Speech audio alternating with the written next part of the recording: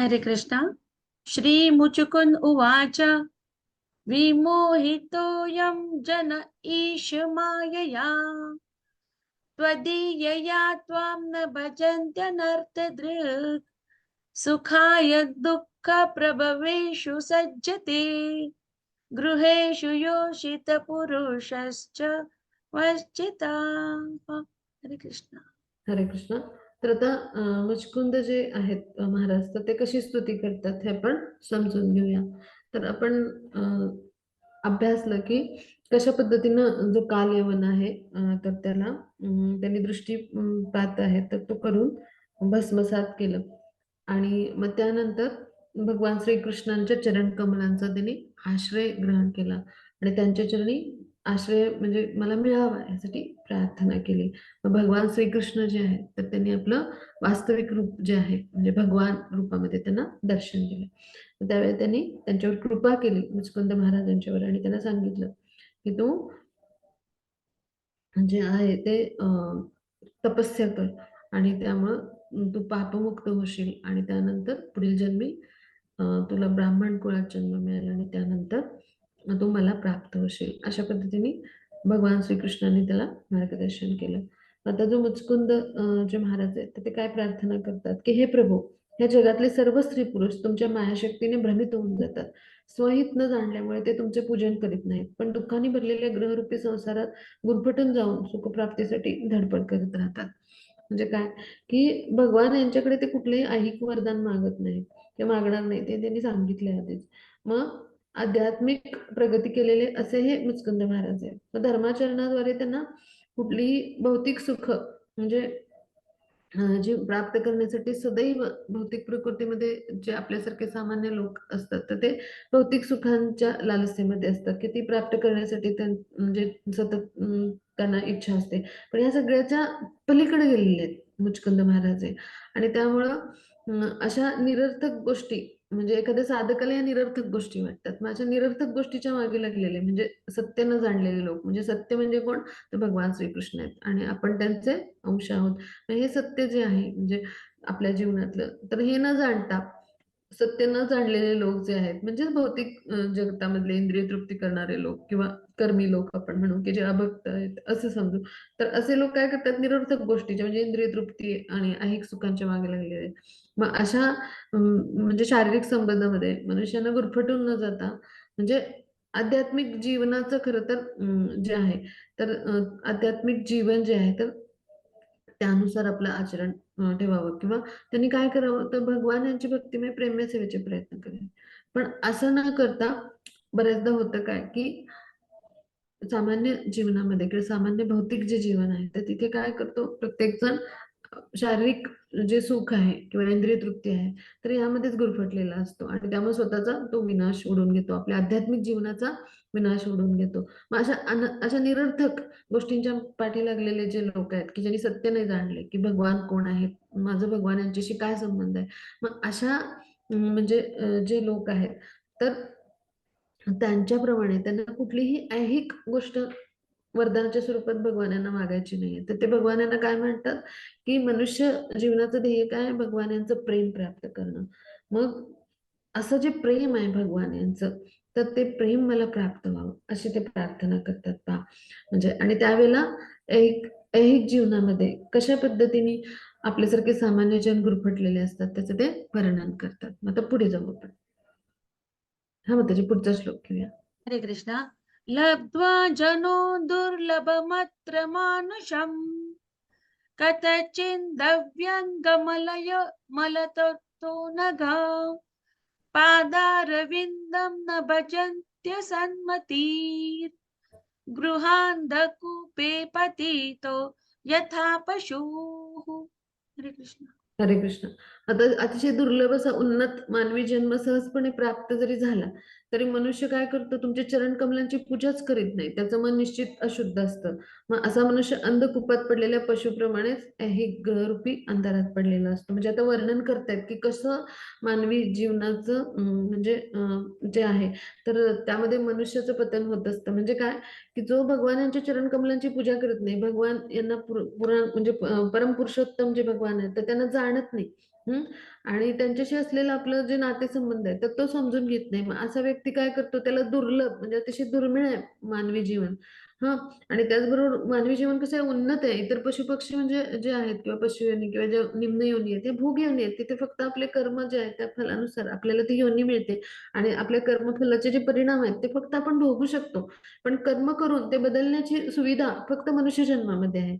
आणि असं असताना इतका उन्नत मानवी जन्म आहे, म्हणजे अशा पद्धतीचा, आणि असं असताना देखील ही संधी अगदी सहज प्राप्त होऊन मनुष्य जीवन मिळून सुद्धा आपण काय करतो, तर भगवानांच्याशी असलेलं आपलं नातच विसरून जातो. त्यांच्या चरण कमलांची पूजाच करत नाही, असं हे मुचकुंद महाराज म्हणतात. म्हणजे काय, की भगवान यांचं धाम हेच आपलं मूळ घर आहे, वास्तविक घर आहे. मग भौतिक घरातच आपण राहायची धडपड करतो. मग जन्म मृत्यू जरा व्याधी हे आपल्याला समस्या आहेत. मग त्यामुळं आपलं शाश्वत हे वैकुंठ धाम आहे हे आपण समजलं पाहिजे. आता सहजपणे मिळालेलं हे मानवी जीवन आहे, पण आपण त्या मानवी जीवनातल्या म्हणजे हे माझं शरीर आहे या भावामध्ये अडकतो. म्हणजे हे माझं शरीर आहे असं आपण समजतो. स्वतःला आपण भगवानांचा अंश, त्यांचा सेवक नाही समजत किंवा आध्यात्मिक स्फुल्लिंग आहोत, भगवानांचा जीवात्मक अंश आहोत असं नाही समजत आपण. स्वतःला मी कुणीतरी भगवानांच्यापेक्षा वेगळा असं समजतं. आपण भगवानाचा द्वेष करतो एक प्रकारे, आणि त्यामुळं आपण ह्या सगळ्या विकारांनी ग्रस्त राहतो पहा. आणि आपला खोटा अहंकार काय करतो, आपल्याला मी कुणीतरी शरीर आहे ह्या भ्रमामध्ये ठेवतं. आणि त्यामुळे काय होतं, मानवी शरीर मिळून सुद्धा म्हणजे भगवानाने आपल्याला मानवी शरीर ही सुविधा आहे प्राप्त करून दिली आणि ती दुर्मिळ सुविधा आहे. आणि त्याद्वारे आपण मानवी जीवनाचा अंतिम उद्देश काय, भगवत प्राप्ती करणं.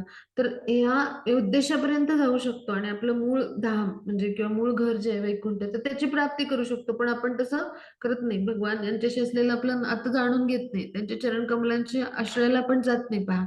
आणि त्यामुळे काय होतं, की आपण जे आहे तर या भौतिक घरातच राहायला धडपड करतो, या भौतिक. आणि त्यामुळे मग इथे चार समस्या आहेत, जन्म मृत्यू जरा व्याधी. मग मृत्यू काय करतो, आपल्याला या भौतिक घरातूनच बाहेर काढून टाकतो. म्हणजे घरात राहणं, प्रियजनावर प्रेम करणं काही चुकीचं नाही, पण हे भौतिक स्तरावर आहे.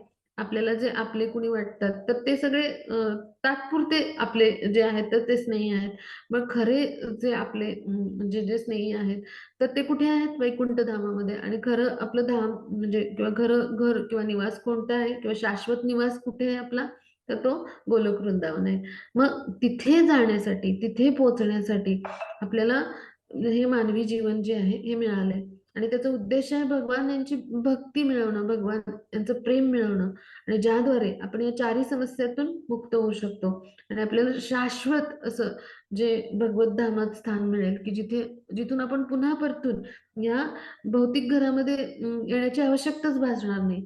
पण हे न जाणल्यामुळे काय होतं, आपलं मनुष्याचं मन हे अशुद्धच राहतं. अनेक अशुद्धी ज्या आहेत तर त्याच्या मन म्हणजे काय, की जो सूक्ष्म देहाचा एक भाग आहे मन, म्हणजे मन बुद्धी अहंकार हे सूक्ष्म देहामध्ये येतात, म्हणजे अशुद्धच राहतात. आणि मग अंधकूपात जसा पशु असतो, म्हणजे काय, अंधकूप नावाचा तो एक म्हणजे म्हणजे जे नरक आहे तर त्यापैकी एक म्हणजे त्या कुपाचं म्हणजे नरक लोकांपैकी एक अंधकूप एक त्याचं नाव आहे, म्हणजे एका नरक लोकाचं नाव आहे. मग तिथे असलेल्या पशूंप्रमाणेच म्हणजे आपली अवस्था होती. म्हणजे तिथं जसे आपल्या कर्माचं फळ भोगण्यासाठी पशु जातात, तर तसं ह्या ग्रहरूपी अंधारात म्हणजे म्हणजे हे ही ग्रहरूपी म्हटलंय. म्हणजे काय, की भौतिक आपलं जे ग्रह आहे, म्हणजे हे भौतिक जीवनामध्ये आपलं जे भौतिक ग्रह आहे, या अंधारच एक म्हणजे एका परीने हे अंधारमयच जीवन असतं आपलं. का तर इथे समस्या आहेत. आणि इथे काय आहे, की आपल्याला जन्म मृत्यूच्या चक्रातून सुटका नाही. मग त्यासाठी आपण काय केलं पाहिजे, भगवानाच्या चरण कमलांचा आश्रय घेतला पाहिजे. अन्यथा नरकात म्हणजे नरक लोक जे आहेत, की जे वेगवेगळे नरक लोक आहेत, मग त्यापैकी अंधकूपात जसा पशु असतो त्याप्रमाणेच आपली ह्या भौतिक जीवनामध्ये अवस्था आहे. अशा पद्धतीने मुचकुंद महाराज आपल्या भौतिक जीवनाचं वर्णन करतात. आता पुढे जाऊ आपण. हरे कृष्ण. हा, मग पुढचं श्लोक.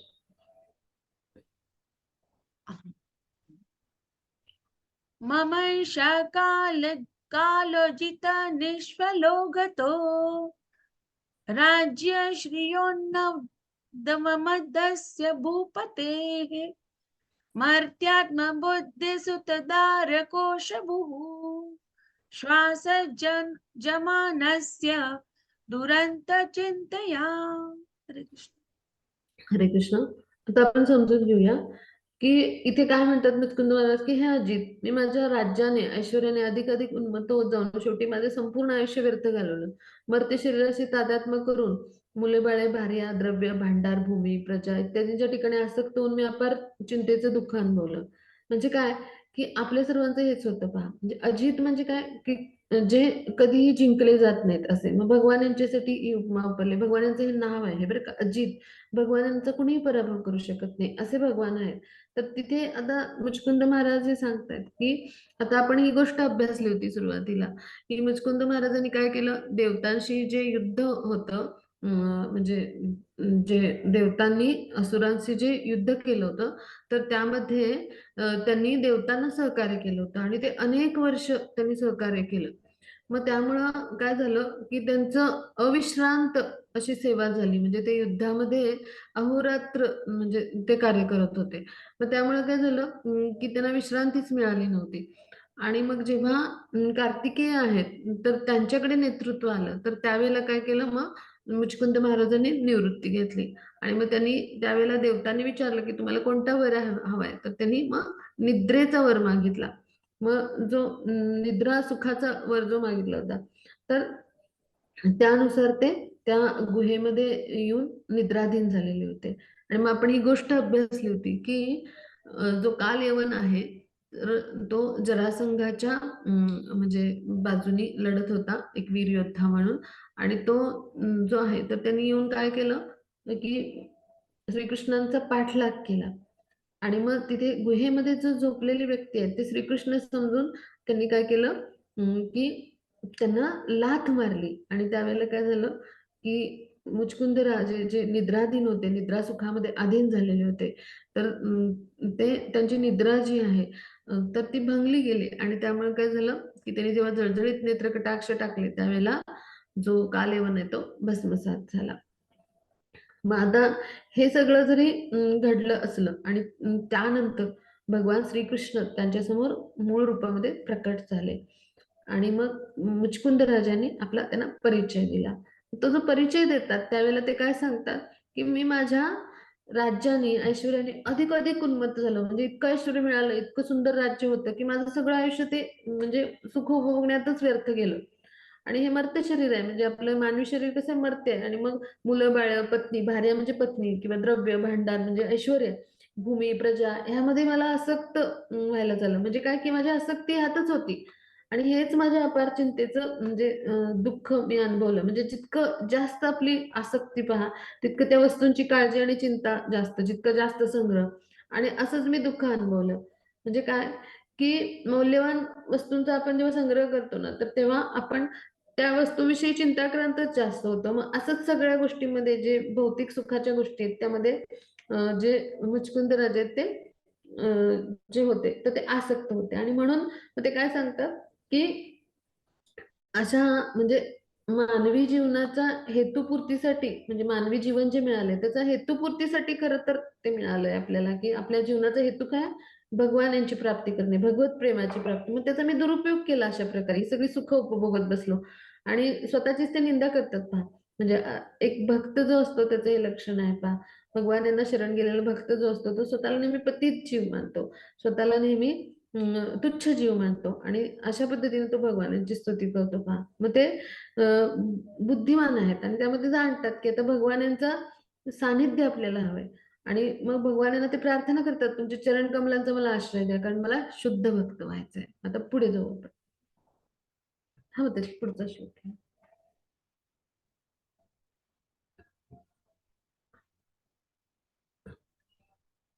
48, श्लोक नंबर 48. हा हो माताजी, सॉरी मी म्यूट झाली, सॉरी. हा. कलेवरेऽस्मिन् घटकुड्यसन्निभे निरूढमानो नरदेव इत्यहम् वृतो रथे बाष्पपदान्त्यनीकपैर्गापर्यन्तं स्त्वान् गणयन् सुदुर्मदाः. हरे हरे कृष्ण. कृष्ण. खूप खूप धन्यवाद माताजी. तर आता अंगभूत औदार्य जे आहे, जे काही आहे, तर त्यामुळे मी स्वतःला शरीर मानलं, असं ते म्हणतात. मग आता हे शरीर कसं आहे, मातीच्या घड्यासारखं आहे किंवा एक भिंत असते मातीची, तसं आहे. म्हणजे मी स्वतःला नरदेव मानून रथ, हत्ती, घोडे, पायदळ तथा सेनापती यांचं पृथ्वीवर भ्रमण करीत राहिलो आणि अहंकारामुळे तुमची अवहेलनाच करीत राहिलो. म्हणजे जेव्हा आपल्या मध्ये अहंकार येतो पहा, आपल्यामध्ये खोटा अहंकार येतो की मी कुणीतरी आहे कृष्ण, तर त्यावेळेला किंवा आपण स्वतःलाच कुणीतरी सर्वश्रेष्ठ समजतो, तर त्यावेळेला आपण कृष्णांचा एक प्रकारे द्वेष करत असतो पहा. कारण कृष्ण हे कोण आहेत? परमश्रेष्ठ आहेत. सर्वश्रेष्ठ कोण आहेत? भगवान श्रीकृष्ण. जेव्हा आपला खोटा अहंकार येतो त्यावेळेला तो स्वतःलाच कुणीतरी महात्मा देव असं समजतो. मग जेव्हा आपण असं स्वतःला समजतो त्यावेळेला आपण कृष्णांपासून दूर जातो, कृष्णांचा एक प्रकारे द्वेष करतो. जर स्वतःलाच आपण कोणीतरी मोठा योद्धा आणि परमश्रेष्ठ समजलं तर आपण कृष्णांचा द्वेष केला एक प्रकारे, कृष्णांपासून दूर गेलो, हो की नाही? मग असंच झालं त्यांचं. त्यांनी स्वतःला शरीर मानलं आणि हे शरीर कसं आहे, खरं तर मातीच्या घड्याप्रमाणे आहे. म्हणजे ते मातीचा घडा कसा आहे, तुटला फुटला की तो मातीत मिसळतो, किंवा मातीची भिंत कशी पडली की ती मातीत मिसळून जाते. तसंच आपलं शरीर आहे, नाशवंत आहे, नश्वर देह आहे. पण मी स्वतःला नरदेव म्हणजे मी स्वतः कोणीतरी आहे, मनुष्यांचा राजा, मग त्याला म्हणायचं नरदेव म्हणजे यांचा सम्राट मी आहे. आणि जणू काही मीच म्हणजे सर्व काही आहे, अशा पद्धतीनं माझ्या अहंकारामुळे राहिलो आणि मग रथ, हत्ती, घोडे, पायदळ, सेनापती यांच्यासह पृथ्वीवर भ्रमण करत राहिलो. आणि त्यामुळे काय झालं की एक प्रकारे ती अवहेलनाच झाली भगवान यांची. म्हणजे काय, की स्वतःलाच कुणीतरी मी श्रेष्ठ समजतो जेव्हा आपण, त्यावेळेला भगवान यांची ती अवहेलनाच होते. भगवान यांच्याविषयी तो द्वेषच होतो. मग केवढा मोठा अपराध आहे पहा. म्हणून आपण स्वतःला काय समजलं पाहिजे, भगवान यांचा मी दास आहे, भगवान यांचा मी म्हणजे काय आहे तर सेवक आहे, हे समजून आपण सेवा केली पाहिजे. पण मी कोणीतरी आहे जेव्हा आपण समजतो, मग आपला खोटा अहंकार काय करतो, तर आपल्या पतनास कारण ठरतो. मग असंच झालं त्यांचं, की ह्या अहंकारामुळे मी तुमची अवहेलना करत राहिलो. म्हणजे भगवान यांच्या विषयी जर अशा पद्धतीने म्हणजे अवहेलना झाली आपल्याकडून, तर आपल्या हृदयामध्ये भगवत प्रेम प्रकट होईल का? बिलकुल नाही, हो की नाही? त्यासाठी आपल्याला भगवान यांचं प्रेम जर प्राप्त करायचं असेल, तर पहिल्यांदा आपण भगवान यांचा मी सेवक आहे या भावामध्ये सेवा केली पाहिजे. अन्यथा आपला खोटा अहंकार प्रत्येक वेळी आपल्याला काय करत असतो, तर प्रत्येक म्हणजे वेळी स्वतः मी कुणीतरी आहे ही भावना दृढ करत असतो, या भ्रमात ठेवत असतो. मग ह्या भ्रमातून आपण काय केलं पाहिजे, बाहेर आलं पाहिजे आणि आपण स्वतःला मी कुणीतरी आहे असं न मानता मी श्रीकृष्णांचा शाश्वत सेवक आहे. हे स्वतःला म्हणजे स्वतःला आपण आत्म्याच्या स्तरावर हे आकलन करून दिलं पाहिजे पहा. आपण स्वतःला मी शरीर आहे हे समजत राहतो, या भ्रमात राहतो आणि त्यामुळं जे काही कर्म करतो ते अहंकारयुक्त कर्म करतो. मग त्या प्रत्येक कर्माद्वारे आपलं काय होतं, तर श्रीकृष्णाचा द्वेष आणि अवहेलनाच करतो. मग केवढा मोठा अपराध आहे पहा भगवत चरणी. म्हणून ह्या भ्रमातून पहिल्यांदा आपण बाहेर आलं पाहिजे. आणि जेव्हा आपण अशा पद्धतीनं या भ्रमातून बाहेर येतो, तर त्यावेळेला कृष्णांचा एक दास किंवा सेवक म्हणून सेवा करतो पहा. मग हे त्यांना कळलंय आता आणि म्हणून ते आपल्या म्हणजे ज्या चुका आहेत तर त्या भगवानांच्या समोर मांडतायत पहा. मग आता पुढे जाऊ आपण. हरे कृष्णा. हा माताजी. मम शैर्कालो जित निष्फलो गतो राज्य श्रियोन्नद दमदस्य भूपते. माताजी 49 श्लोक, तुम्ही 47 वाजताय. 49 इकडचं पेज, हे ई पेज, हा इकडचं. हा हा. प्रमत्तमुच्चेरिति कृत्य चिन्तया प्रवृद्ध लोभं विषयेषु लालसम् त्वमप्रमत्ता सहसाभिपद्यसे शूल्ये लिहानो हिरिवाकुमन्तात्. हरे कृष्ण. मग आता समजून घेऊया की एखादं कार्य आवश्यक म्हणजे आहे, अत्यावश्यक आहे, ते मानून करण्यासाठी उन्मत्त झालेल्या, पराकोटीच्या लोभी आणि विषय भोगामध्ये रमून गेलेल्या मनुष्यासमोर नित्य दक्ष असे तुम्ही अचानकच उभे टाकता. भुकेलेले साप ज्याप्रमाणे उंदरावर झडप घालतो, त्याप्रमाणे तुम्ही मृत्यूचे रूप घेऊन अशा भ्रमित मनुष्यावर चालून जाता. तर भगवान स्वतःला म्हणजे आपण अभ्यासलंय की भगवद्गीतेमध्ये सांगतात की तुमचा म्हणजे अंतिम समयी येणारं म्हणजे जे यमराज आहेत किंवा यमदूत आहेत, तर त्या रूपात सुद्धा भगवान श्रीकृष्णांचंच ते रूप आहे, हो की नाही? भगवद्गीतेमध्ये आपण अभ्यासलंय. तर मृत्यूचं रूप म्हणून प्रत्यक्ष भगवानच आपल्यासमोर उभे टाकतात. तर मग हे जे आपल्या भौतिक जीवनाचं सत्य आहे, तर हे कशा पद्धतीनं मुचकुंद महाराज मांडतात पहा. म्हणजे एखादं कार्य अत्यावश्यक असं आहे आणि ते समजून जेव्हा एखादा व्यक्ती अत्यंत म्हणजे लोभामध्ये ग्रस्त होतो किंवा विषयभोगामध्ये रमलेला असतो. मग अशा व्यक्तीच्या जीवनामध्ये अचानक काय होतं, की मृत्यू येतो. म्हणजे काय, की भगवान कसे आहेत, तर त्यांची तुलना कशाशी केलेली आहे, तर भुकेलेला साप ज्याप्रमाणे एखाद्या उंदरावर झडप घालतो, असं मृत्यूचं रूप आहे. म्हणजे भगवान यांचंच म्हणजे स्वरूप म्हणजे यमदूत हे किंवा मृत्यू रूपात भगवान स्वतःच आपल्याला भेटत असतात. म्हणजे जिथे तिथे आपण कृष्ण रूपच अनुभवत असतो. तर हे आपण समजून घेतलंय. मग आता इथे आपण हा भाग समजून घेऊया, की आपण कितीही नित्य दक्ष असलो तरी भगवान जे आहेत, तर मृत्यूच्या समोर आपल्या समोर असे अचानकपणे उभे ठाकतात. अशा पद्धतीने ते वर्णन करतात. म्हणजे काय, की आपलं जीवन जे आहे ते भौतिक इच्छा, आकांक्षा यांनी सगळं भ्रमित, मोहित झालेलं आहे. आणि मग भगवान जे आहेत, त्यात कसे आहेत, दक्ष, धीर आणि भ्रममुक्त आहेत. मग त्यांच्यासाठी अप्रमत्त असा शब्द वापरलाय या श्लोकामध्ये. तर भगवान कसे आहेत, अप्रमत्त आहेत. म्हणजे कसे आहेत, धीर आहेत ते किंवा ते कसे आहेत, स्थिर आहेत किंवा भ्रममुक्त आहेत, दक्ष आहेत. आणि मग आता उन्मत्तपणामुळे कोणाचं म्हणजे कोणाचं आचरण असतं, तर अशा भोगी, विलासी व्यक्तीचं, जो कामनाने भ्रमित, मोहित झालेला असतो. आणि मग भगवान जे आहेत, तर ते त्याला आपल्या कर्मानुसार दंड किंवा लाभ देत म्हणजे जे आहे तर तर ते देण्यात म्हणजे जे काही आहे त्याच्या कर्मानुसार जो काही लाभ आहे, म्हणजे त्यानं जर एखादं पुण्यकर्म केलं असेल तर त्यानुसार त्याचं फळ त्याला मिळेल किंवा त्याने एखादं पापकर्म केलं असेल तर त्यानुसार तो दंडित होईल. म्हणजे जे काही कर्मफळाचे परिणाम आहेत तर ते देण्यामध्ये बिलकुल पाठीपुढे करत नाहीत. म्हणून तो काय म्हणतो, तुम्ही कधीच नाही अपयशी होत. म्हणजे भगवान असे अचित आहेत, जे काही योग्य आहे ते त्याला त्या कर्माचं फळ देतात आणि त्यानुसार पुढचा जन्म आणि त्यानुसार तिथलं कार्य असं प्रत्येक जीवाच्या बाबतीत घडतं. हे आपण जाणतो की परमात्मा स्वरूपात भगवान आपल्या शरीरात साक्षी असतात आणि आपल्या प्रत्येक कर्मासाठी ते म्हणजे साक्षी असतात. आपल्या प्रत्येक कर्माचा लेखाजोखा भगवान यांना माहिती असतो. आणि मग त्याद्वारे काय होतं, की आपल्या मृत्यूसमयी म्हणजे मृत्यूसमयी भगवानच स्वतः ह्या मृत्यू रूपामध्ये प्रकट होतात. जसा एखादा भुकेलेला साप उंदरावर झडप घालतो, अशा पद्धतीनं जो भोगी व्यक्ती आहे त्याच्या तो कितीही दक्ष असला तरी त्याच्या जीवनामध्ये अशा पद्धतीनं मृत्यू जे आहे तर त्याचं आगमन होतं. मग या सगळ्यातून आपण काय समजून घ्यायचं, तर या सगळ्या ज्या भौतिक आसक्तींनी आणि कामनांनी ग्रस्त असं आपलं जीवन आहे. आपण इथे भ्रमित होतो. आपण स्वतःलाच शरीर समजतो. मग इथे ह्या 4 समस्यामध्ये आपण सदैव गुरफटलेले जातो. मग त्यापैकीच एक समस्या मृत्यू आहे. म्हणजे जोपर्यंत आपण या भौतिक कामनांनी भ्रमित राहतो तोपर्यंत आपण ह्या समस्यांना सामोरे जात असतो. आणि मग ह्या समस्यांना सामोरे जेव्हा जात असतो तर त्यावेळेला जे म्हणजे जे कितीही दक्ष व्यक्ती असतील किंवा कितीही म्हणजे जागरूक जरी असतील, तरी या भौतिक इच्छा आणि आकांक्षामध्ये ते मोहित झालेले असं मानवी जीवन आपण जगत असतो. आणि त्यावेळेला काय होतं, की आपल्याला ह्या म्हणजे मृत्यूला सामोरं जावं लागतं. पण जेव्हा कधी आपण भगवान यांच्याशी असलेलं आपलं नातं समजून घेतो आणि त्यावेळेला त्यांना शरण घेऊन जाऊन त्यांची भक्तिमय, प्रेममय सेवा करतो. तर त्यावेळेला काय होतं, आपण या सगळ्या आसक्तीतून मुक्त होतो पहा. आणि ह्या सगळ्या आपल्या कर्मानुसार जे काही दंड आहेत किंवा लाभ आहेत, दंड झाला तरी आपल्याला तो भोगायला लागणार आहे आणि लाभ आहे तरी तो भोगायला आपल्याला पुन्हा पृथ्वी लोकावर यायला लागणार. मग ह्या सगळ्यापासून आपण मुक्त होतो पहा.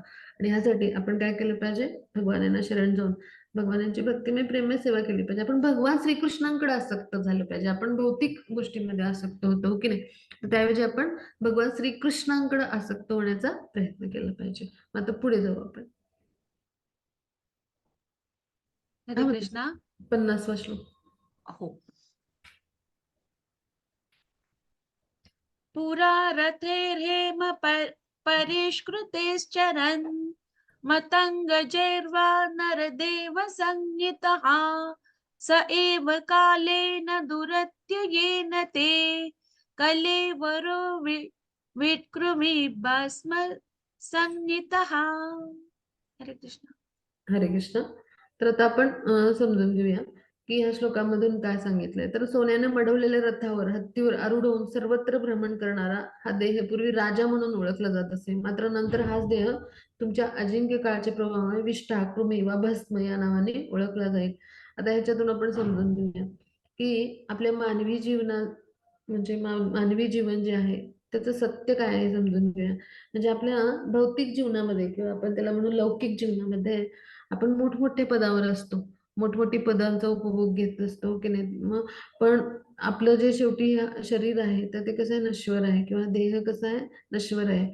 मग त्यामुळं अजिंक्य काळाच्या प्रभावाने कधी विष्ठा, कधी कृमी किंवा भस्म या नावाने तो ओळखला जाईल. म्हणजे काय, की आपलं जसं कर्म आहे त्यानुसार आपल्या पुढच्या जन्माची आपली तयारी होत असते. म्हणजे आपलं जसं कर्म आहे या जन्मात त्यानुसार आपला पुढचा जो जन्म आहे कुठला मिळणार हे ठरलेलं असतं. आणि त्याचबरोबर ते राजा स्वतःचं वर्णन काय करतो, की सोन्याने बनवलेल्या रथावर हत्तीवर आरूढ होऊन मी सर्वत्र पूर्वी राजा म्हणून भ्रमण करत होतो. म्हणजे ती उपाधी जी होती भौतिक जीवनामध्ये, जे भौतिक कर्तव्य कर्म करत असताना म्हणजे त्याला जी राजा म्हणून उपाधी लाभलेली होती, मग त्यानुसार मी आचरण करत होतो, राजा म्हणून ओळखला जात असो. पण नंतर हाच देह जो आहे, तर हा देह काय आहे, तर नश्वर आहे, नष्ट होणार आहे. आणि काळाच्या प्रभावामुळं म्हणजे म्हणजे विष्ठा किंवा कृमी किंवा भस्म या सुद्धा नावाने ओळखला जाईल, हो की नाही?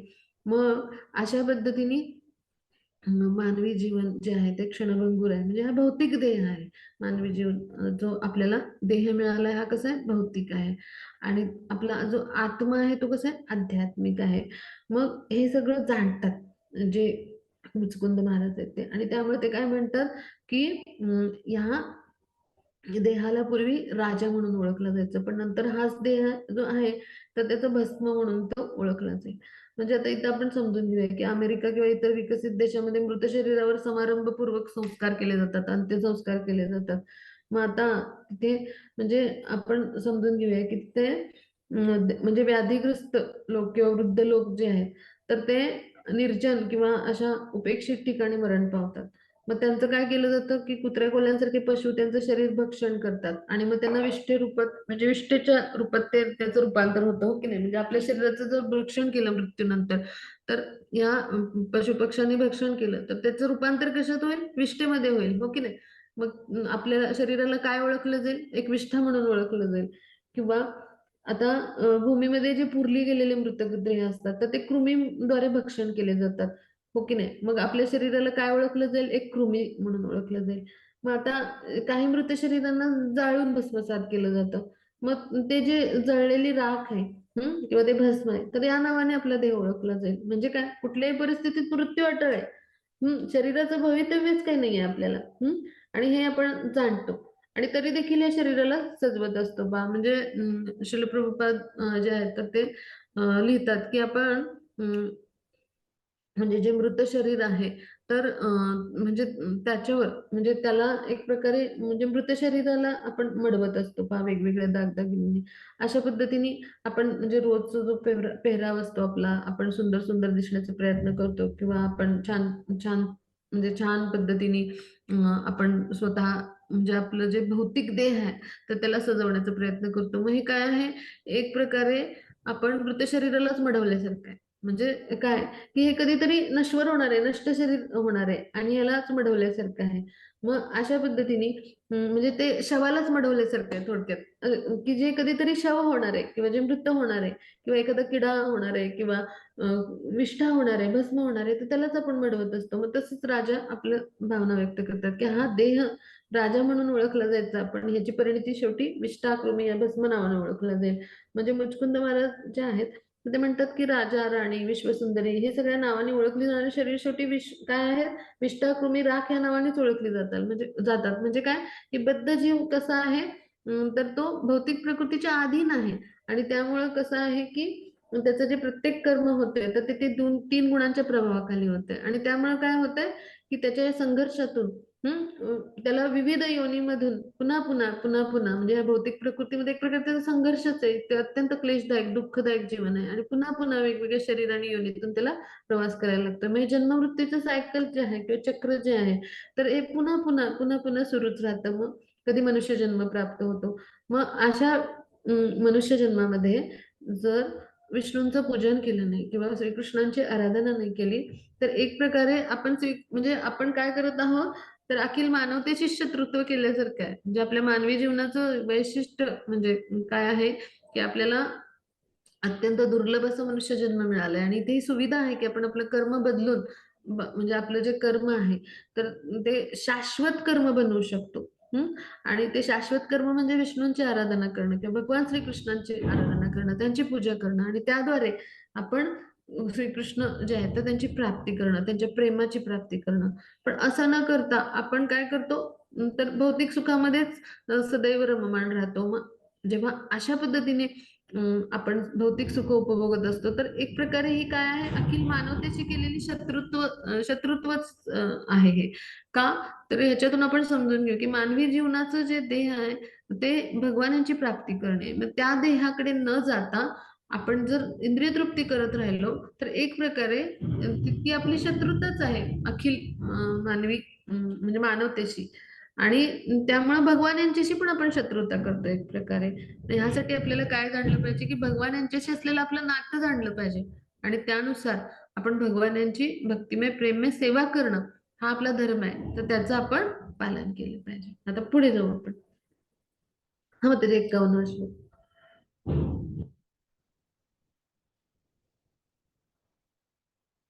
हरे कृष्ण. 50वा श्लोक आहे ना माताजी? नाही, 51, सॉरी सॉरी, 51. निर्जित्य दिक्चक्रमभूत विग्रहो वरासनस्थ समराज वंदितः गृहेषु मैथुन्य सुखेषु योषितां क्रीडा मृगा पुरुष ईशनीयते. हरे कृष्णा.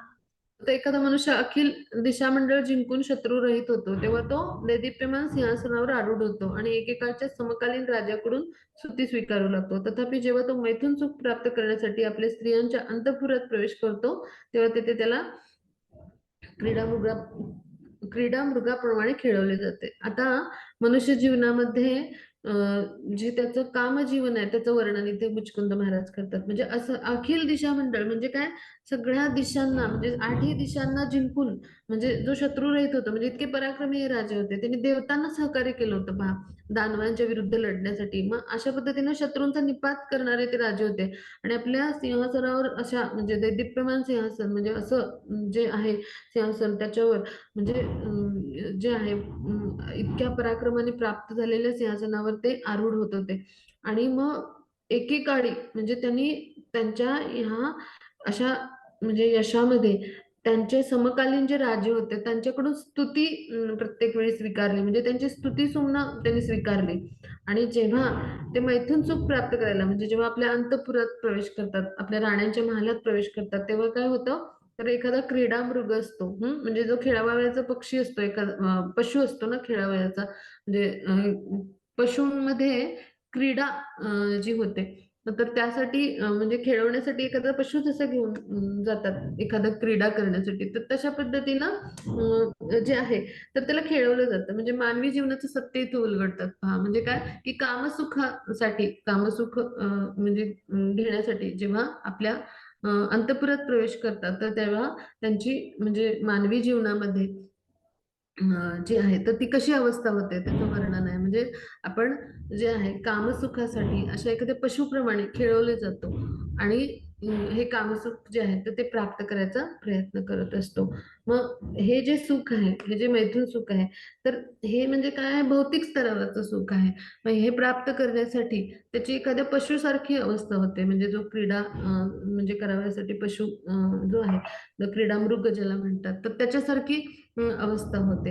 आणि अशा म्हणजे मनुष्य जे जीवन आहे, अशा मनुष्य जीवनामध्ये मी सदैव होतो किंवा अशा मनुष्य जीवनामध्ये मी प्रत्येक वेळी होतो. पण मी प्रत्येक वेळी काय केलं, तर भगवान यांचं मला विस्मरणच झालं. मी विष्णूंचं पूजनच नाही केलं आणि मी अशा पद्धतीने मी सदैव म्हणजे काय केलं, तर अविरतपणे संघर्ष करत राहिलो आणि या जन्म-मृत्यूच्या चक्रात येत राहिलो.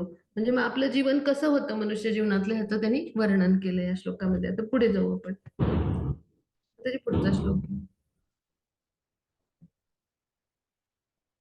करोति कर्माणि तपासु निष्ठितो निवृत्त भोगस्तपस्तदपेक्षया दद्दत् पुनश्च भूयासमहं स्वरापीडिति प्रवृद्धतर्षो न सुखाय कल्पते. हरे कृष्ण. हरे कृष्णा. आपल्या सत्तेचा सर्वाधिक विस्तार करू इच्छिणारा राजा लक्षपूर्वक तपश्चर्या करून इंद्रिय भोग त्यागून अगदी काटेकोरपणे आपले कर्तव्यचरण करीत असतो. मात्र त्याने मी स्वतंत्र आणि सर्वश्रेष्ठ आहे असा विचार केल्यामुळे त्याचे आवेग सर्वथा अनियंत्रित होतात आणि म्हणून त्याला कधीच सुखप्राप्ती होत नाही. आता आपल्या सत्तेचा सर्वाधिक विस्तार करोती कर्माणी असं म्हटलंय.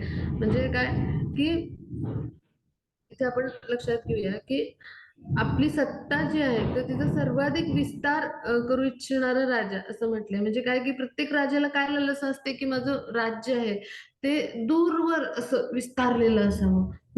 आणि संपूर्ण पृथ्वीचा मी सम्राट असावा अशी प्रत्येक राजाला लालसा असते. आणि म्हणून काय की असा जो राजा आहे की ज्याला आपल्या सत्तेचा सर्वाधिक विस्तार करायची इच्छा आहे, तर त्याने काय केलं, करोती कर्माणी तपा म्हणजे काय की जो तपश्चर्या म्हणजे करून आणि इंद्रिय भोग त्यांनी काय केलं की त्यागून अगदी काटेकोरपणे आपले कर्तव्याचरण करीत असतो. म्हणजे काय की इथं आपण लक्षात घेऊया की तपश्चर्या करून किंवा इंद्रियभोग त्यागून म्हणजे तो काटेकोरपणे कर्तव्याचरण करत असतो. म्हणजे काय की आपली जी सत्ता आहे त्याचा कसा विस्तार करता येईल, तर ह्या विचारांमध्ये सदैव गर्क असतो असा जो राजा असतो. त्याचं दायित्व काय असतं किंवा त्याचं कर्तव्य कर्म काय असतं, कर्तव्यचरण काय असतं की आपल्या सत्तेचा विस्तार कसा करता येईल. आणि त्यामुळे मी स्वतंत्र आणि सर्वश्रेष्ठ आहे आणि त्यामुळे राजा म्हणून मी स्वतंत्र आणि सर्वश्रेष्ठ असा होतो. आणि मग असा विचार जेव्हा होतो म्हणजे हा अहंकारी विचार आहे आणि त्यामुळे काय होतं की हा मना म्हणजे हा जो आवेग आहे तर हा मनाचा जो आवेग आहे तर हा काय करतो आपले म्हणजे सगळ्या स्तरावर आपल्याला अनियंत्रित करतो. म्हणजे आपले सगळे आवेग अनियंत्रित करतो. हा जो विचार आहे मी स्वतंत्र आणि सर्वश्रेष्ठ आहे म्हणजे मी कुणीतरी स्वतंत्र आहे, मी कुणीतरी सर्वश्रेष्ठ आहे. आणि असा विचार जेव्हा येतो म्हणजे हा विचार कोणामुळे येतो, खोट्या अहंकारामुळे. आणि त्यामुळे काय होतात की त्याचे आवेग त्यामुळे इतर जे आवेग असतात ते अनियंत्रित होतात. म्हणजे अशा पद्धतीनं स्वतःला सर्वश्रेष्ठ समजणारा व्यक्ती असतो तो सगळीकडे आपल्या अहंकाराचंच प्रदर्शन करतो.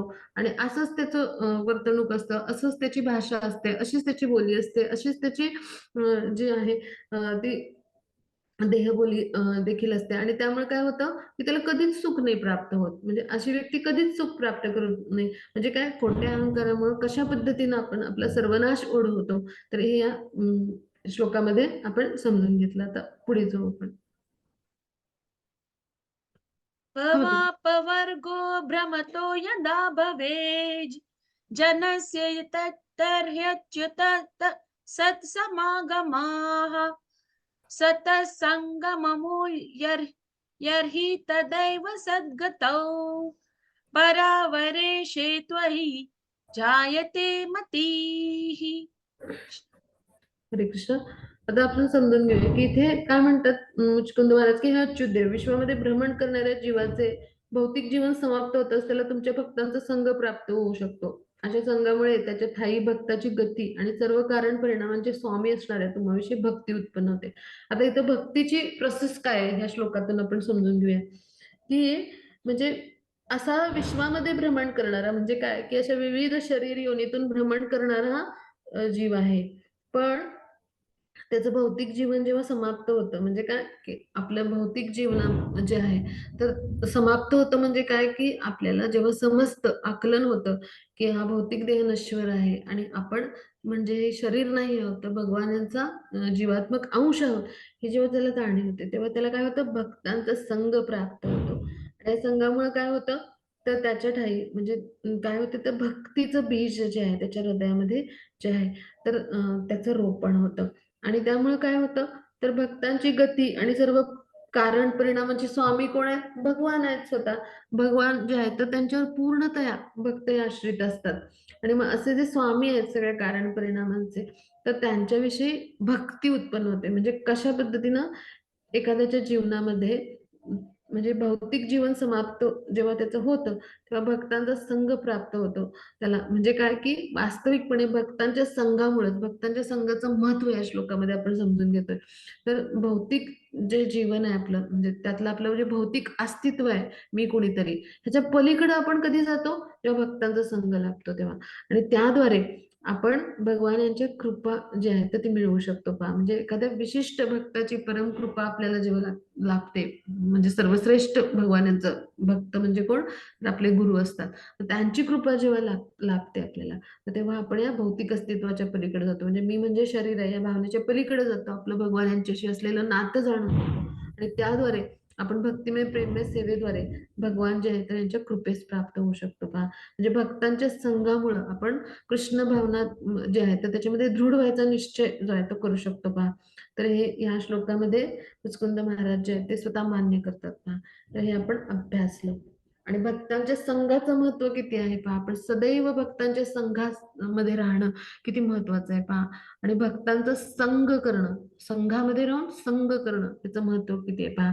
की ज्यामुळे आपण भौतिक अस्तित्वाच्या पलीकडे जातो. म्हणजे काय, की आपण आत्मस्तरावर उन्नत होतो. आणि आत्मस्तरावर उन्नत होऊन केलेलं जे कार्य असतं ते प्रत्येक कार्य कसं होतं, आध्यात्मिक स्तरावरचं कार्य बनतं किंवा कृष्ण भावनामय कार्य बनतं. आणि त्याद्वारे आपण कृष्ण प्रेमाची प्राप्ती करू शकतो. आता पुढे जाऊ आपण. 54वा श्लोक घेऊया मग त्याची. हरे कृष्ण. मन्ये ममानुग्रह ईशते कृतो राज्यानुबन्धापगमो यदृच्छया य प्रार्थये चर्यया वनं विवीक्षद्भिर खण्डभूमैः. हरे कृष्ण. हरे कृष्ण. आता इथे काय म्हणतात मुचकुंद, की हे प्रभू मला तुमची कृपा प्राप्त झालेली आहे असे मी मानतो. कारण आता माझी एकछत्री साम्राज्यावरील आसक्ती आपोआपच संपुष्टात आलेली आहे. एकांत वासाचे जीवन जगण्यासाठी वनात जाऊ पाहणारे महात्मे चक्रवर्ती राजे देखील अशाच अनासक्तीची प्राप्ती व्हावी यासाठी तुमची प्रार्थना करतात. म्हणजे पहा, आता मुचकुंद महाराज जे आहेत तर त्यांना भगवानाची कृपा जी आहे तर ती समजली आहे. म्हणजे काय, त्याचं आकलन झालंय. ते काय म्हणतात, की मला आता तुमची कृपा झाली आहे असं मी मानतो. भगवान यांचं दर्शन होणं म्हणजे भगवत कृपा आहे ना. भगवान यांचं म्हणजे साक्षात दर्शन जे आहे तर ते कोणाला होतं, तर एखाद्या भक्तालाच होतं, की ज्याचं शाश्वत कर्म झालेलं असतं किंवा जो भक्तिमय प्रेममय सेवेद्वारे भगवान जे आहे तर यांची कृपा प्राप्त करू शकतो. किंवा भगवानांना एखादा भक्त कधी पाहू शकतो, तर भक्तीच्या नेत्रांनी आणि प्रेमाच्या अंजनाने. मग भगवत कृपा होईल असं कर्म त्यांच्या हातून कळत नकळतपणे जरी घडलं तरी काय होतं, भक्तांच्यावर भगवानांची कृपा होते. इतके परम दयाळू असे भगवान आहेत. म्हणजे आणि मग अशी कृपा माझ्यावर तुमची झाली आहे. कारण काल जो होता तर तो भगवानाचा पाठलाग करत होता आणि मग त्याला भस्मसात करण्याचं जे दिव्य कार्य आहे तर ते जे मुचकुंद महाराज आहेत त्यांच्याकडून घडलं पहा. म्हणजे भगवानांच्या लीलांमध्ये मुचकुंद महाराजांची सहाय्यक म्हणून भूमिका पार पडली. म्हणजे प्रत्येक कर्म जे आहे ते भगवानांच्या संतुष्टीसाठी जेव्हा होतं आपलं, तेव्हा भगवानांची कृपा आपल्याला लाभते. मग अशाच प्रकारे भगवान यांच्या संतुष्टीसाठी मुचकुंद महाराजांच्याकडून हे उत्तम असं कार्य घडलं पहा, की ते निद्राधीन होते आणि त्याद्वारे ही कृती घडली, की त्यांनी जो जरी दृष्टिकटाक्ष टाकला त्याद्वारे काल येऊन जो आहे तो भस्मसात झाला. मग अशा पद्धतीनं त्याच्याकडून घडलेलं हे जे कार्य होतं त्याद्वारे भगवान जे आहेत तर त्यांच्यासमोर प्रकट झाले आपल्या मूळ रूपामध्ये. आणि मग त्यामुळे ही माझ्यावर कृपाच झाली असं मी मानतो, असं तो वर्णन करतो पहा. मुचकुंद महाराज जे आहेत ते असं वर्णन करतात. आणि मग माझी एकछत्री साम्राज्य होतं तर त्याच्यातली आसक्ती आता आपोआपच नष्ट झाली. आणि एकांतवासात जीवन जगायला म्हणजे पूर्वी जे वानप्रस्थ आश्रमामध्ये जाऊन आसक्ती त्यागण्यासाठी म्हणजे प्रत्येक जण प्रयत्न करायचा. तर असे जे महात्मे असायचे किंवा चक्रवर्ती राजे काय करायचे, या ऐहिक सुखापासून दूर जायचे, वानप्रस्थ आश्रमामध्ये जायचे. म्हणजे वानप्रस्थ आश्रमातलं जीवन आपलं जे आहे तर ते व्यतीत करायचा प्रयत्न करायचे. आपल्या कौटुंबिक जबाबदाऱ्या ज्या आहेत गृहस्थाश्रमातल्या पूर्ण झाल्यानंतर. मग आता अशा म्हणजे ते ज्या पद्धतीनं असतात अशा अनासक्तीची म्हणजे ही जी अनासक्ती आहे म्हणजे एक क्षत्रिय राज्य आहे माझं आणि ही सगळी ऐहिक सुख आहे. तर ह्यांच्याविषयी जसे वानप्रस्थ आश्रमामध्ये चक्रवर्ती महाराज आहे किंवा महात्मे जातात आणि ते तिथे सगळ्या आसक्ती त्यागायचा प्रयत्न करतात. तर अशा अनासक्तीची म्हणजे अशा भौतिक सुखाविषयीच्या अनासक्तीची मला प्राप्ती होऊ दे, यासाठी मी तुमच्या चरणी प्रार्थना करतो. अशा पद्धतीने मुचकुंद महाराज प्रार्थना करतात पहा. मग ह्याच्यातून आपण काय शिकायचं? तर आपल्या भौतिक जीवनामध्ये पण आपल्याला अशा आसक्ती असतात. मग ह्या आसक्तीपासून मी मुक्त व्हावं किंवा ह्या आसक्ती म्हणजे जे आहे तर ह्या मुचकुंद महाराजांनी जशा प्रार्थना केल्या, की मला अनासक्ती अशा वानप्रस्थ जीवनातील जे महात्मे चक्रवर्ती सम्राट जे जीवन जगतात तर त्यांना जशा अनासक्ती असतात तर त्याप्रमाणे माझ्यामध्ये अनासक्ती निर्माण व्हावी अशी जशी ती प्रार्थना करतात तसं त्या भौतिक ज्या लालसा आहेत इच्छा आहेत तर यांच्याविषयी माझी जी आसक्ती आहे ती नष्ट व्हावी त्याविषयी मला अनासक्ती निर्माण व्हावी अशी आपण प्रार्थना आपल्या म्हणजे आपलं जे मानवी जीवन आहे सामान्य मानवी जीवन ते करावं. आणि आपली आसक्ती कुठे निर्माण व्हाव्यात तर कृष्णांच्या सेवेविषयी आसक्ती हो ना, कृष्णाविषयी आसक्ती निर्माण व्हावी, भक्तांच्या सेवेविषयी, वैष्णव सेवेविषयी आसक्ती निर्माण व्हावी. अशा पद्धतीने आपण भगवानांना प्रार्थना करू शकतो. ह्या प्रार्थनेवरून आपण हा भाग शिकलो. आता पुढे जाऊ आपण. हा माताजी, पुढचा श्लोक घेऊया, 55. न कामन न कामयेन्य तव पादसेवना दकिं किंचन प्रार्थ्य तप्माद्वरं विभो आराध्य कस्त्वायपवर्गदं हरे वृणीत आर्यो वरम आत्मबंधनम. हरे कृष्ण. हरे कृष्ण. आता इथे प्रार्थना काय करतात मुचकुंद महाराज, की हे सर्वशक्तिमान प्रभू, तुमच्या चरण कमलांची मला सेवा मिळावी. इतर म्हणजे ह्या वरदाना व्यतिरिक्त इतर कोणतंही वरदान मला नको, वर नको. का तर ऐहिक कामनामधून मुक्त झालेले भक्त नेहमी हेच वरदान मिळवण्यासाठी आतुरलेले असतात. हे श्रीहरी, मोक्ष प्रदान करणाऱ्या, तुमची आराधना केल्यानंतर कोणता विवेकी पुरुष स्वतःला बंधनात कारणीभूत असणारा वर तुमच्याकडे मागेल. म्हणजे काय, की असा जो भक्त असतो ज्याने भगवान यांच्याशी आपलं नातं जाणलंय, मग त्याला भगवान यांच्या चरण कमलांची सेवा करायला मिळावी एवढंच त्याला वरदान अपेक्षित असतं. कुठल्याही ऐहिक इच्छा म्हणजे भौतिक जीवनातल्या इच्छा किंवा इंद्रिय सुख त्याला अपेक्षित नसतात. आणि असे जे असतात तर ते सदैव आतुरलेले असतात असे भगवान यांचे भक्त, की भगवान यांच्या चरण कमलांची सेवा मिळावी एवढंच त्यांना अपेक्षित असतं. पहा, मग आता मोक्ष प्रदान करणारे असे भगवान आहेत. मग असे जे आहेत तर त्यांची आराधना केल्यानंतर ते काय म्हणतात, की कुठल्या विवेकी पुरुषाला असं वाटेल की स्वतःच्या बंधनास कारणीभूत असणारे असे ऐहिक वर मागावेत, हो की नाही. म्हणजे आपण भगवान यांच्याजवळ कुठली भौतिक म्हणजे जी आहेत तर ती सुख मागू नयेत. ह्याच्यातून आपण हा भाग शिकूया. भगवानांच्या जवळ आपण काय मागावं, की आध्यात्मिक स्तरावर उन्नती होणाऱ्या ज्या गोष्टी आहेत किंवा अशा पद्धतीची सेवा किंवा अशा पद्धतीचं आपण कार्य आपल्याला करायला मिळावं, अशा पद्धतीचं भगवानांना आपण प्रार्थना करावी. पहा, म्हणजे भगवानांची सेवा आपल्याला मिळावी, त्यांच्या चरण कमलांची मला सेवा कशी करायला मिळेल, हे आपण जास्तीत जास्त प्रयास करावेत. आणि त्याचबरोबर आपण भगवान यांच्याकडे हीच इच्छा किंवा हीच कामना व्यक्त करावी, हे आपण मुचकुंद महाराजांच्या ह्या इच्छेमधून शिकू शकतो. पहा, म्हणजे खऱ्या भक्ताला, जो शुद्ध भक्त आहे, तर त्याला मुचकुंद महाराजांनी केलेल्या प्रार्थनेव्यतिरिक्त म्हणजे इतर काहीही नको असतं. म्हणजे भगवानांचं प्रेम आणि सेवा, भगवत प्रेम आणि सेवा एवढंच त्याला अपेक्षित असतं. पहा, मग अशा पद्धतीने आपण प्रार्थना केली पाहिजे. मग हीच खरी कृष्ण भावना आहे. म्हणजे कृष्ण भावनेमध्ये स्थित व्यक्ती काय करतो, तर त्याला फक्त आणि फक्त भगवान यांच्या सेवेविषयी रुची असते किंवा भगवान यांच्याविषयी जाणून घेण्याविषयी रुची असते. पहा, मग ही खरी शुद्ध कृष्ण भावना आहे. आता पुढे जाऊ आपण. हो, त्याचे 56 श्लोक आहे. Yes. चिरामिह वृजिनार्तरस्य ब्राह्मणोऽनुपतापै रवितृषा षड्मित्रो लब्ध शांती मग त्याची कश्चैव. 57 वाचला, तो 56 नंबरचा श्लोक ओके, वाचा. हो. तस्माद्विसृज्याशिष ईश सर्वतो रजस्तमसत्त्वगुणानुबन्धनाः निरञ्जनं निर्गुणमद्वयं परं त्वां ज्ञातुं मात्रं पुरुषं व्रजाम्यहम्. हरे कृष्ण. हरे कृष्ण. आता इथे समजून घेऊया, की इथे जे आहेत मुचकुंद महाराज ते काय म्हणतात, की हे प्रभू, सत्व रज तम या त्रिगुणांच्या नियंत्रणाखाली असणाऱ्या सर्व ऐहिक वस्तूंचा त्याग करून मी तुम्हा भगवंतांच्या आश्रयाने आलेलो आहे. तुम्ही भौतिक उपाधीपासून मुक्त, परम सत्य, शुद्ध ज्ञानाने संपन्न, त्रिगुणातीत आहात. म्हणजे तुमच्या आश्रयाला मी आलोय. या 3 गुणांच्या नियंत्रणाखाली जरी असलो तरी सगळ्या ह्या भौतिक सुखांचा मी त्याग केलाय आणि मी तुमच्या आश्रयाला आलोय. आणि मग भौतिक उपाधीपासून मुक्त आणि परम सत्य, शुद्ध ज्ञानाने संपन्न असे कोण आहात, तुम्ही आहात. म्हणजे त्रिगुणातीत असे भगवान आहेत. कुठल्याही भौतिक उपाधीमध्ये नाहीयेत भगवान जे आहेत ते गुरफटलेले. म्हणजे भगवान यांचं शरीर काही भौतिक नाही आहे. आपल्याला आपलं मानवी शरीर हे भौतिक आहे आणि ही भौतिक उपाधीच आहे. मनुष्य जीवन ही उपाधीच आहे आपल्याला. म्हणजे जीवात्मा म्हणून जेव्हा आपण भौतिक प्रकृतीमध्ये येतो आणि तिचा संग करतो त्यावेळेला काय होतं, आपल्याला जे शरीर मिळतं तर ती भौतिक उपाधीच असते. मग ह्या सगळ्या उपाधीपासून भगवान कसे मुक्त आहेत, परम सत्य किंवा शुद्ध ज्ञानाने असे संपन्न आणि त्रिगुणाच्या अतीत या 3 गुणांच्या पलीकडे असलेले असे भगवान आहेत. पहा, आणि मग असे जे भगवान आहेत त्यांचं शरीर कसं शाश्वत आहे, चिन्मय आहे, पूर्णतः आध्यात्मिक असं शरीर आहे. पहा, मग ह्या सगळ्या सुखांचा त्याग करून मी तुमच्या आता आश्रयात आलोय. आणि त्यामुळं प्रार्थना काय करतात मुचकुंद महाराज, की मग तुमच्या चरण कमलांचा मला आश्रय मिळावा. त्याद्वारे काय होईल, तर भगवानांच्या भक्तिमय प्रेममय सेवेद्वारे त्यांना आध्यात्मिक देहाची प्राप्ती होईल.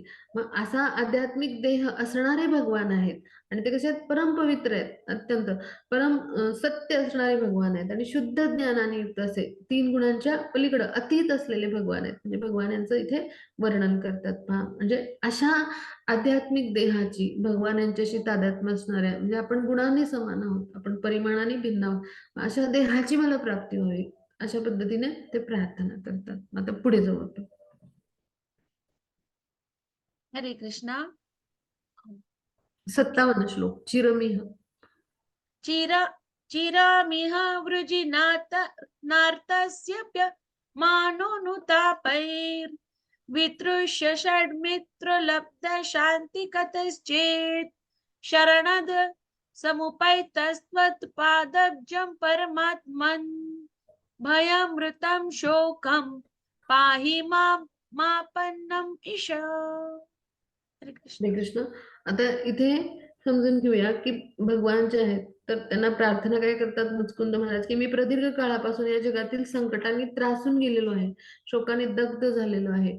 माझे 6 शत्रू कधीच तृप्त होत नसल्यामुळे मला कधी शांती देखील लाभत नाही. असतो हे आश्रयदाता भगवंता, हे परमात्मा, कृपया माझे रक्षण करा. हे नाथ, मी संकटाने वेढला गेलेलो असूनही भाग्यवश तुमच्या चरण कमलांना शरण आलेलो आहे. तुमचे चरण कमल सत्य आहेत, अभय तथा शोकमुक्ती प्रदान करणारे आहेत. अशा पद्धतीने जे मुचकुंद महाराज आहेत ते प्रार्थना करतात. म्हणजे इथे आपण समजून घेऊया की प्रदीर्घ काळापासून या जगातील संकटांनी मी त्रासून गेलोय. संकट म्हणजे काय? तर हे जन्म मृत्यू जरा व्याधी हे सगळे आपत्तीच असतात आपल्यावर आणि इथे भौतिक वेगवेगळे क्लेश असतात. आणि मग ह्या सगळ्या संकटांनी वेगवेगळ्या आम्ही ताप म्हणजे काय झालं तर त्रासून गेलो आणि शोकाने दग्ध, म्हणजे प्रत्येक वेळी जो काही आपल्याला जीवन मिळेल, जे काही आपल्याला शरीर मिळेल त्यानुसार तिथे जी काही भौतिक क्लेश आहेत तर ते आपल्याला भोगायला लागतात. अशा पद्धतीने आपण शोकाने दग्ध झालेलो आहे. मग आता माझे 6 शत्रू कधीच तृप्त होत नाहीत. 6 शत्रू म्हणजे काय? तर आपले षडविकार, आणि त्यामुळे मला कधी शांती देखील लाभत नाही. अशा पद्धतीने जे मुचकुंद महाराज आहेत तर ते आपल्या षडविकाराविषयी चर्चा करतात. म्हणजे काय? की आपले जे षडविकार आहेत तर ह्यातून आपली कधी सुटकाच होत नाही आणि त्यामुळे काय होतं की शांती देखील लाभत नाही. म्हणजे जोपर्यंत म्हणजे आपल्यामध्ये खोटा अहंकार आहे तोपर्यंत हे षडविकारांचं अस्तित्व आहे पहा. मग या सगळ्या अनर्थांची निवृत्ती होण्यासाठी आपल्याला भगवान यांच्या चरण कमलांचा आश्रय घ्यायला लागेल पहा. आणि म्हणून ते काय म्हणतात, हे आश्रयदाते भगवान, म्हणजे ते काय उल्लेख करतात, हे आश्रयदाता भगवंता किंवा हे परमात्मा, तुम्ही काय करा तर माझं रक्षण करा. रक्षण कशापासून करा? तर ह्या 6 शत्रूंपासून करा, या षडविकारांपासून करा, की ज्यांच्यामुळं काय होतं की मी पुन्हा पुन्हा या जन्ममृत्यूच्या फेऱ्यामध्ये येत राहतो पहा. आणि म्हणून या भौतिक प्रकृतीमध्ये पुन्हा पुन्हा येण्यापासून माझं तुम्ही रक्षण करा. म्हणजेच काय? की तुमची माझ्यावर कृपा करा. आणि ते काय म्हणतात की मी संकटाने वेढलोय. म्हणजे काय? की प्रत्येक वेळी जे काही आपलं कर्म घडतं तर त्यामुळं म्हणजे जे आहे तर ह्या वेगवेगळ्या संकटांना, म्हणजे भौतिक जीवन कसं आहे आपलं वेगवेगळ्या विपदांनी युक्त आहे, वेगवेगळ्या क्लेशांनी युक्त आहे. आणि तो पावलं-पावली म्हणजे प्रत्येक पावलं-पावली आपल्याला काय आहे तर वेगवेगळ्या विपदांना सामोरं जायला लागतं. मग अशा संकटाने मी वेढलेलाच आहे. मग ह्या सगळ्यांपासून माझं तुम्ही रक्षण करा. म्हणजे भौतिक जंजाळामध्ये पडण्यापासूनच आता तुम्ही माझं रक्षण करा. आपलं भौतिक जीवन कसं आहे एखाद्या जीवात्म्याचं, त्याचं वर्णन केलंय त्यांनी. आणि असं म्हणजे अनादी काळापासून, म्हणजे जसे भगवान हे अनादी काळापासून उपस्थित आहेत, तसा जीव सुद्धा अनादी काळापासून उपस्थित आहे.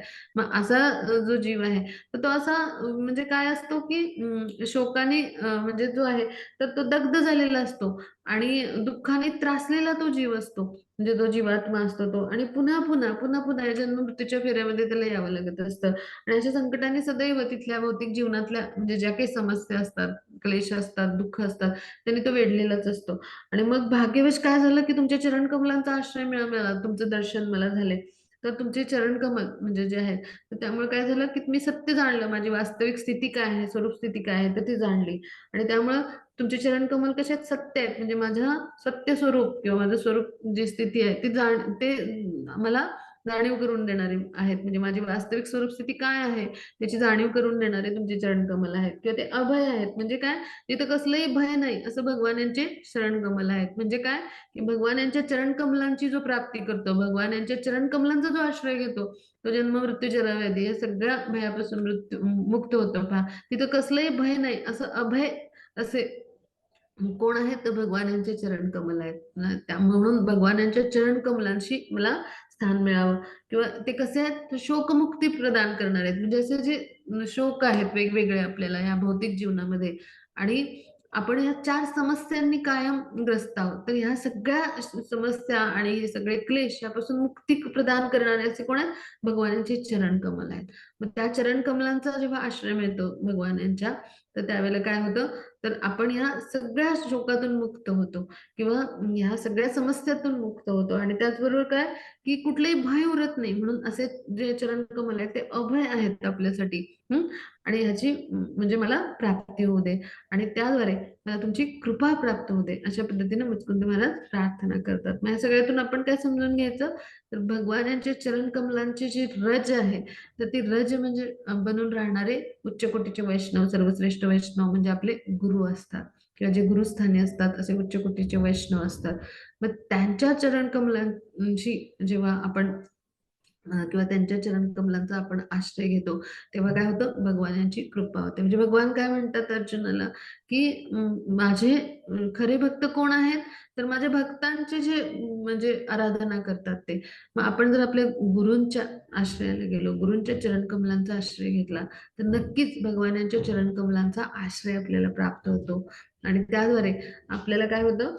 तर भगवान यांच्या चरण कमलांचा जेव्हा आश्रय मिळतो तेव्हा ती भगवत कृपाच आहे. म्हणजे अशा वेगवेगळ्या पद्धतीनं भगवत कृपा ही आपल्यावर होत असते आणि ही भगवत कृपा कशी आहे? आपल्याला अभय देणारी आहे. म्हणजे काय?